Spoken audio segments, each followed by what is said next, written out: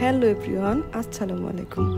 আজ আমরা চলে এসেছি বিলবিলায়, যেটা গাজীপুরের কালীগঞ্জে অবস্থিত, যেখানে প্রকৃতি যেন নিজের সেরা রূপে সাজ্জিত।